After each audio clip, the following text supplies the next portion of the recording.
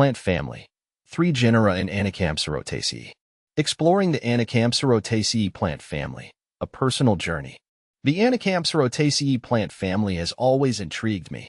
As someone who enjoys exploring the nuances of succulent plants, discovering this unique family was an exciting experience.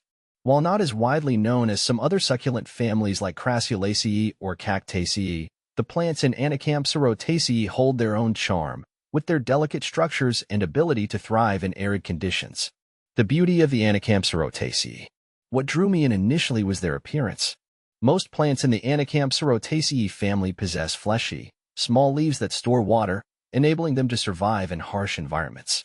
The resilience of these plants fascinates me, but it's their understated beauty that keeps me coming back for more. They tend to have small but striking flowers, usually in shades of pink, white, or magenta, and their foliage often has interesting textures or colors. Despite their hardy nature, they require specific care to flourish. I've learned through trial and error that overwatering is one of the most common mistakes people make with these plants. The key is to let the soil dry out between watering, which mimics the natural desert environments they're adapted to. Genera in the Anacampserotaceae family. The Anacampserotaceae family includes a few genera that may sound unfamiliar to most, but they are worth noting for any succulent enthusiast. Here's a list of genera within this family. Anacampserotaceae, Phalaenopsis, Grahemia. My experience growing Anacampserotaceae plants. Cultivating Anacampserotaceae plants has been a rewarding but sometimes challenging experience. When I first started, I didn't realize how sensitive they were to overwatering. They have shallow root systems, so I learned quickly that a well-draining soil mix was essential to prevent root rot.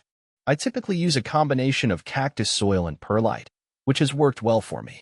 Another important factor in growing these plants is lighting. They thrive in bright, indirect light, but too much direct sunlight can cause their leaves to scorch. In my experience, placing them near a sunny window with filtered light works best. During the summer, I sometimes move them outside, but I make sure they're in a shaded spot. Propagation and growth.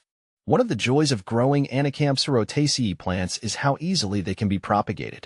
I've found that leaf cuttings or offsets can root quickly when placed in dry, well-draining soil.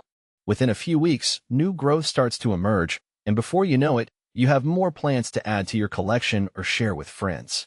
The slow but steady growth of these plants means they won't take over your space, which makes them perfect for indoor gardening. I've placed a few in my office, and they add a calming, natural element without requiring much maintenance. Conclusion.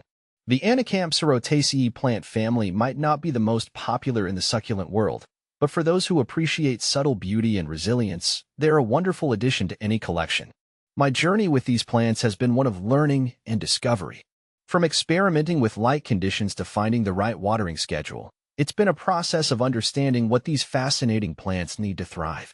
For anyone looking to expand their succulent collection or dive into something a little more niche, I highly recommend exploring the genera within the Anacampserotaceae family, particularly Anacampserotaceae, Avonia, and Grahemia. They offer a unique aesthetic and provide the perfect balance of beauty and hardiness. In my experience, taking the time to understand the specific needs of these plants will pay off, and you'll be rewarded with a resilient, low-maintenance addition to your home or garden.